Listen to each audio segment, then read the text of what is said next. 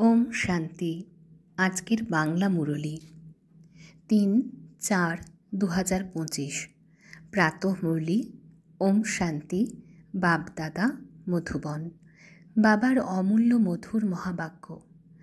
বাবা বলছেন, মিষ্টি বাচ্চারা, তোমাদেরও এই নতুন বৃক্ষ অর্থাৎ ঝাড় খুবই মিষ্টি। এই মিষ্টি ঝাড়েই পোকা লাগে। এই পোকাকে নষ্ট করার ওষুধ হল মনমনাভব।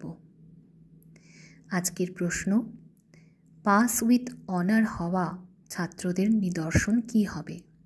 উত্তর, তারা কেবল একটি সাবজেক্ট নয়, সকল সাবজেক্টের ওপরেই সম্পূর্ণ নজর দেবে। স্থূল সেবার বিষয়ও খুবই ভালো, অনেকেই এতে সুখ পায়, নম্বরও এতে জমা হয়, কিন্তু এর সাথে সাথে জ্ঞানও প্রয়োজন, আর আচার আচরণেও চাই। দৈবী গুণের ওপরে সম্পূর্ণ মনোযোগ যেন থাকে। জ্ঞান যোগ পুরোপুরি থাকলেই পাস উইথ অনার হতে পারবে। আজকের গীত, না সে আমার থেকে আলাদা হবে, না আমি হব। ওম শান্তি। বাচ্চারা কি শুনেছে? বাচ্চাদের মন কার সাথে জুড়ে আছে? গাইডের সাথে। গাইড তোমাদের কি কি দেখায়? তিনি স্বর্গে যাওয়ার দরজা দেখান। বাচ্চাদের এই নামও দেওয়া হয়েছে, গেটওয়ে টু হেভেন। স্বর্গের দ্বার কখন খোলে? এখন তো নরক, তাই না? স্বর্গের দ্বার কে খোলে এবং কখন? বাচ্চারা এ কথা তোমরাই একমাত্র জানো। তোমাদের সর্বদা খুশি থাকে। স্বর্গে যাওয়ার পথ তোমরাই জানো। মেলা এবং প্রদর্শনীর দ্বারা তোমরা এই দেখাও যে মানুষ স্বর্গের দ্বারে কিভাবে যেতে পারে। চিত্র তো তোমরা অনেকই বানিয়েছ। বাবা জিজ্ঞেস করেন, এই সব চিত্রের মধ্যে এমন কোন চিত্র আছে যাতে আমরা কাউকে বোঝাতে পারি এ হলো স্বর্গে যাওয়ার গেট? গোলক অর্থাৎ সৃষ্টিচক্র চিত্রে স্বর্গে যাওয়ার গেট সিদ্ধ হয়। এটাই হলো সঠিক। উপরে ওই দিকে হলো নরকের গেট, আর এই দিকে হলো স্বর্গের গেট। সম্পূর্ণ ক্লিয়ার। এখান থেকে সমস্ত আত্মারা শান্তিধামে যায়, তারপর স্বর্গে আসে, সেটা হলো গেট। সম্পূর্ণ চক্রকে গেট বলা হবে না। উপরে যেখানে সঙ্গম দেখানো হয়েছে সেটা হলো সম্পূর্ণ গেট, যেখান থেকে আত্মারা যায়, তারপর আবার নতুন দুনিয়াতে আসে।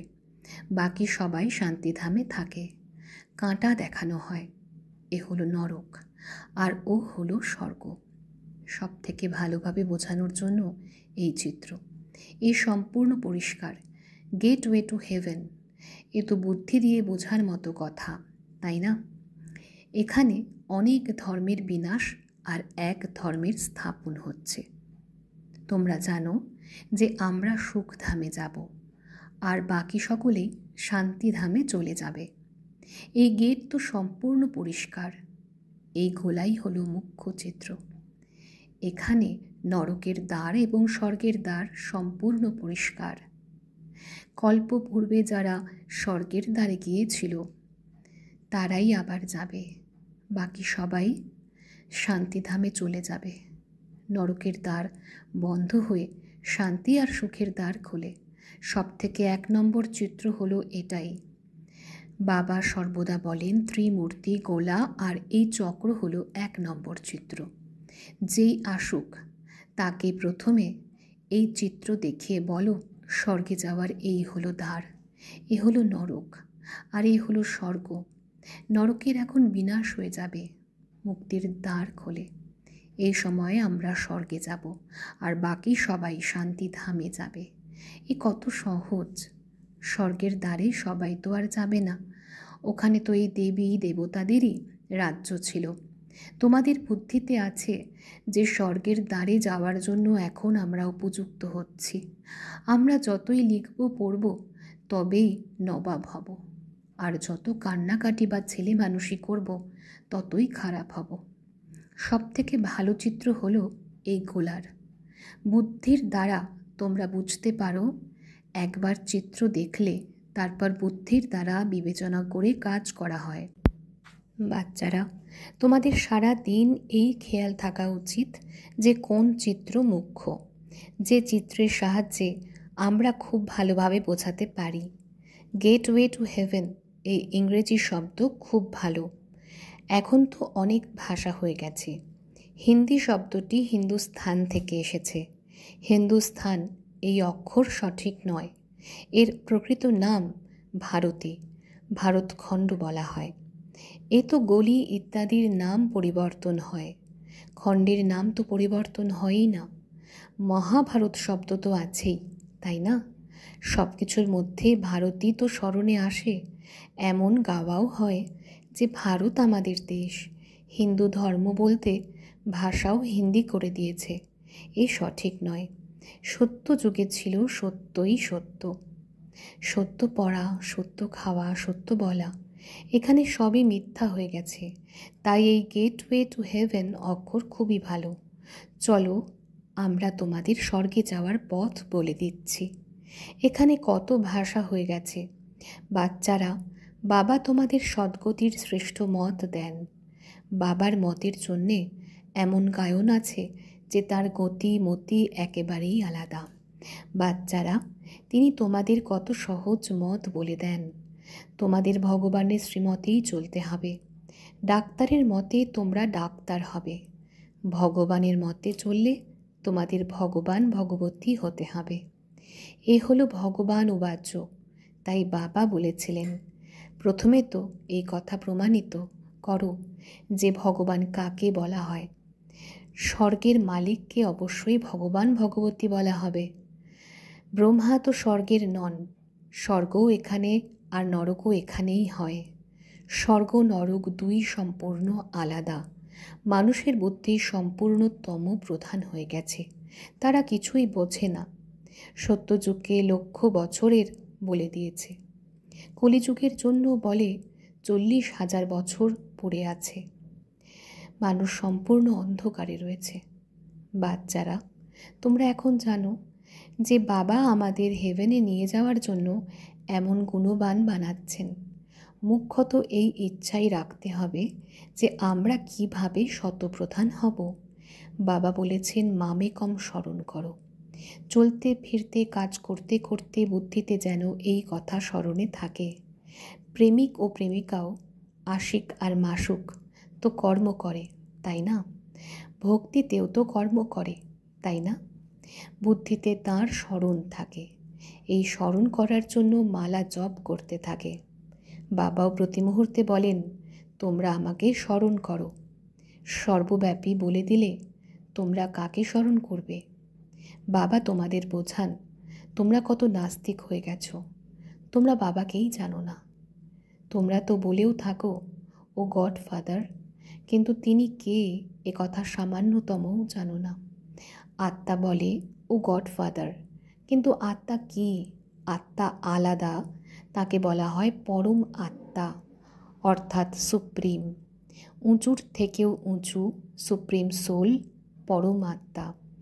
একজন মানুষ নেই যার আত্মার জ্ঞান আছে।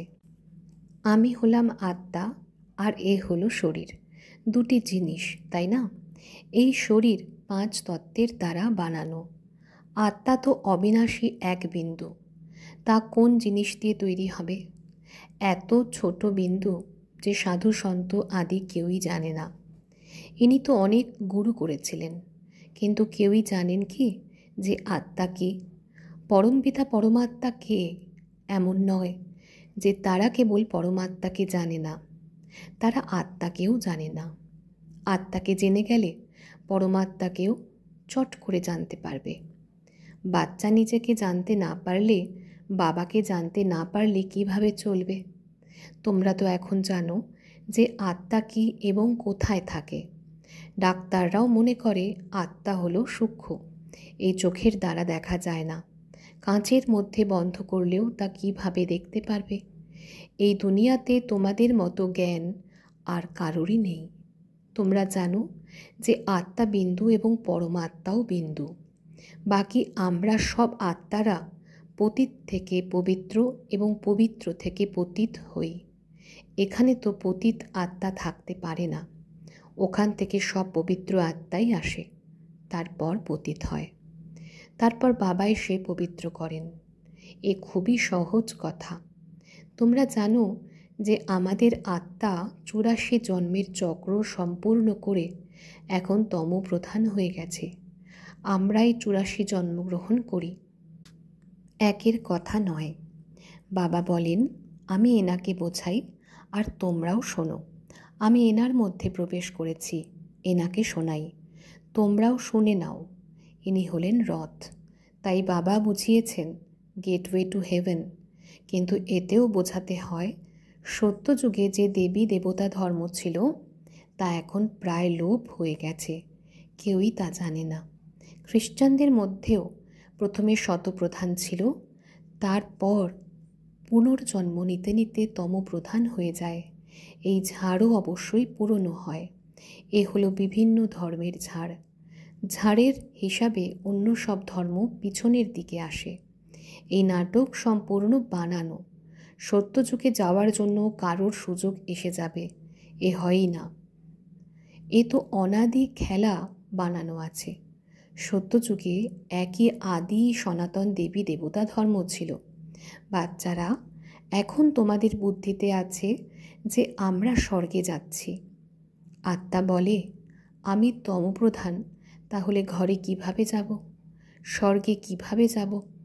আত্মার শতপ্রধান হওয়ার উপায় বাবাই বলে দিয়েছেন। বাবা বলেন, আমাকেই পতিত পাবন বলা হয়। তোমরা নিজেকে আত্মা মনে করে বাবাকে স্মরণ করো। ভগবান বাচ, এই কথা লেখা আছে। এও সবাই বলতে থাকে, খ্রাইস্টের এত বছর পূর্বে ভারত স্বর্গ ছিল, কিন্তু তা কিভাবে তৈরি হয়েছিল, তারপর কোথায় গেল, এ কথা কেউই জানে না। তোমরা তো তা ভালোভাবেই জানো। আগে এই সব কথা জানতেই না। দুনিয়াতে এ কথাও কেউ জানে না যে আত্মাই ভালো এবং মন্দ হয়। সমস্ত আত্মাই হলো সন্তান। তারা বাবাকে স্মরণ করতে থাকে। বাবা হলেন সকলেরই প্রিয়তম মাসুক, আর সকলেই হলো প্রেমিকা, আশিক। বাচ্চারা, এখন তোমরা জানো যে সেই মাসুক এসেছেন। তিনি খুবই মিষ্টি প্রেমিক, না হলে সবাই তাকে কেন স্মরণ করে? এমন কোনো মানুষ নেই যে যার মুখ থেকে পরমাত্মার নাম নির্গত হয় না। কেবল তারা জানে না। তোমরা জানো যে আত্মা হলো অশরীরী। আত্মাদেরও তো পূজা হয়, তাই না? আমরা যারা পূজ্য ছিলাম তারা নিজেদেরই আত্মার পূজা করতে থাকি। হতে পারে পূর্বজন্মে ব্রাহ্মণ কুলে জন্ম নিয়েছিল। গুজরাতে অবস্থিত শ্রীনাথের মন্দিরে ভোগ নিবেদন হয় এবং তা তো পূজারীরাই গ্রহণ করে। এসবই হলো ভক্তিমার্গ। বাচ্চারা, তোমাদের বোঝাতে হবে যে স্বর্গের দ্বার বাবাই খোলেন, কিন্তু তা খুলবেন কিভাবে বা বোঝাবেন কিভাবে? ভগবান বাচ্য হলে তা অবশ্যই তো তিনি শরীরের দ্বারাই কথা বলবেন, তাই না? আত্মাই এই শরীরের দ্বারা কথা বলে এবং শোনে। এই বাবা সম্পূর্ণভাবে বুঝিয়ে বলেন। বীজ আর ঝাড় এই দুই আছে। বাচ্চারা, তোমরা জানো যে এ হলো নতুন বৃক্ষ। ধীরে ধীরে তা বৃদ্ধি পেতে থাকে। তোমাদের এই নতুন বৃক্ষে অনেক পোকাও লাগে, কেননা এই নতুন গাছ খুবই মিষ্টি। মিষ্টি গাছেই পোকা ইত্যাদি কিছু না কিছু লাগতেই থাকে। তারপর ওষুধ দেওয়া হয়।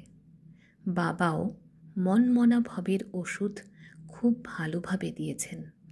মনমনা ভাব না থাকতে পারলে পোকায় খেয়ে যায়। পোকায় কাটা জিনিস কোন কাজে আসবে? সে তো ফেলে দেওয়া হয়। কোথায় উঁচু পদ আর কোথায় নিচু পদ, তফাৎ তো আছেই। বাবা মিষ্টি বাচ্চাদের বোঝাতে থাকেন, তোমরা খুব মিষ্টি হও। কারোর সাথে নুন জল হইও না, ক্ষীরখণ্ড হও। ওখানে বাঘ আর ছাগল সব ক্ষীরখণ্ড হয়ে থাকে। বাচ্চাদেরও তাই ক্ষীরখণ্ড হওয়া উচিত। কিন্তু কারোর ভাগ্যে না থাকলে সে কি আর প্রয়াস করবে? সে ফেল করে যায়।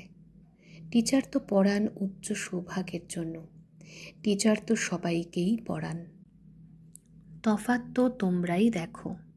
ছাত্ররা তো ক্লাসে বুঝতেই পারে কে কোন বিষয়ে ভালো। এখানেও এমনই। স্থূল সেবারও তো বিষয় আছে, তাই না? যেমন ভাণ্ডারী আছে, অনেকেই সুখ পায়, সবাই কত স্মরণ করে। এ তো ঠিক আছে, এই বিষয়েও নম্বর পাওয়া যায়। কিন্তু পাস উইথ অনার হওয়ার জন্য কেবল একটি বিষয়েই নয়, সব বিষয়েই সম্পূর্ণ নজর দিতে হবে। জ্ঞানও চাই, সুন্দর চালচলনও চাই, দৈবী গুণও চাই, নিজের প্রতি মনোযোগ রাখা খুবই ভালো। ভাণ্ডারীর কাছেও কেউ এলে বলবে, মনমনা ভব। তোমরা শিব বাবাকে স্মরণ করো, তাহলে তোমাদের বিকর্ম বিনাশ হবে। তোমরা স্বর্গের মালিক হয়ে যাবে। তোমরা বাবাকে স্মরণ করবে এবং অন্যদেরও পরিচয় দিতে থাকবে। তোমাদের জ্ঞান আর যোগের প্রয়োজন। এ খুবই সহজ। মুখ্য বিষয় হলো এটাই। তোমাদের অন্ধের লাঠি হতে হবে। প্রদর্শনীতেও যদি কাউকে নিয়ে যাও তো বলবে, চলো আমি তোমাকে স্বর্গের দ্বার দেখাবো। এ হলো নরক আর ও হলো স্বর্গ। বাবা বলেন যে তোমরা আমাকে স্মরণ করো, পবিত্র হও, তাহলে তোমরা পবিত্র দুনিয়ার মালিক হতে পারবে। মনমনা ভব। তোমাদের হুবহু তিনি গীতা শোনান। তাই বাবা চিত্র বানিয়েছেন। গীতার ভগবানকে স্বর্গের দ্বার কে খোলেন? শিব বাবা খোলেন। কৃষ্ণ তার দ্বারাই পার হন, কিন্তু গীতায় কৃষ্ণের নাম রেখে দিয়েছে। মুখ্য চিত্র হলো এই দুটোই, বাকি তো বর্ণনার। বাচ্চাদের খুবই মিষ্টি হতে হবে, ভালোবেসে কথা বলতে হবে, মন বচন এবং কর্মে সকলকে সুখ দিতে হবে। দেখো, ভাণ্ডারী সবাইকে খুশি করে, তো তার জন্য উপহারও নিয়ে আসে। এও তো একটা বিষয়, তাই না? উপহার শিব বাবা এসেই দেন। তিনি বলেন, আমি তোমাদের থেকে কেন নেব? তাহলে তো তোমাদের আমাকে স্মরণ থাকবে। শিব বাবার ভাণ্ডার থেকে যদি পাও, তাহলে তোমাদের শিব বাবার কথা স্মরণে থাকবে। আচ্ছা, মিষ্টি মিষ্টি হারানিধি বাচ্চাদের প্রতি মাতা পিতা বাপদাদার স্মরণের স্নেহ সুমন আর সুপ্রভাত। আত্মাদের পিতা তার আত্মারূপী বাচ্চাদেরকে জানাচ্ছেন নমস্কার। আত্মারূপী বাচ্চারা তাদের মাতা পিতা বাপদাদাকে জানাচ্ছেন স্মরণের প্রেম সুমন, সুপ্রভাত আর নমস্কার। ধন্যবাদ বাবা, ধন্যবাদ। ধারণার জন্য মুখ্য সার পয়েন্ট 1, নিজের উচ্চ ভাগ্য বানানোর জন্য নিজেদের মধ্যে অত্যন্ত ক্ষীরখণ্ড মিষ্টি হয়ে থাকতে হবে।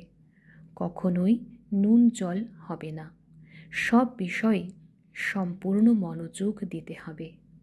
পয়েন্ট 2, সদ্গতির জন্য বাবার যে শ্রেষ্ঠ মত পেয়েছ তাতেই চলতে হবে, আর সবাইকে শ্রেষ্ঠ মতই শোনাতে হবে। স্বর্গে যাওয়ার পথ দেখাতে হবে।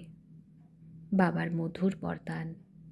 সকল আত্মাকে সাহস উৎসাহ প্রদানকারী করুণাময় বিশ্ব কল্যাণকারী ভব। সকল আত্মাকে সাহস উৎসাহ প্রদানকারী করুণাময় বিশ্ব কল্যাণকারী ভব।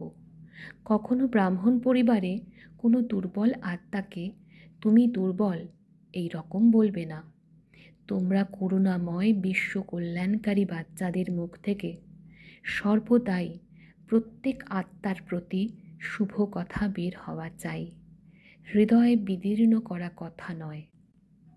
কেউ যতই দুর্বল থাকুক, যদি তাকে ইশারা বা শিক্ষাও দিতে হয়, তো তাকে আগে সমর্থ বানিয়ে তারপর শিক্ষা দাও।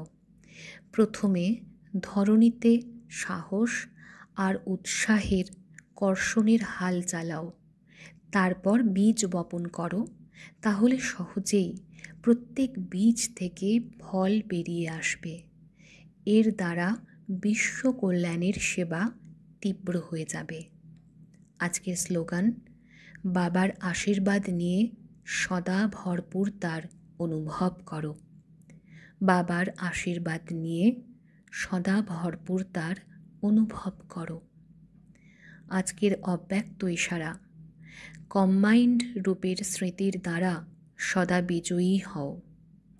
সর্বদা প্রত্যেক কাজ করার সময় নিজেকে কর্মযোগী আত্মা অনুভব করো। কোনো কর্ম করার সময় স্মরণে থাকতে ভুলবে না, কর্ম আর যোগ দুটোই কম্বাইন্ড থাকবে। যেরকম কোনো জুড়ে থাকা জিনিসকে আলাদা করা যায় না, এই রকম কর্মযোগী হও। আচ্ছা, ওম শান্তি।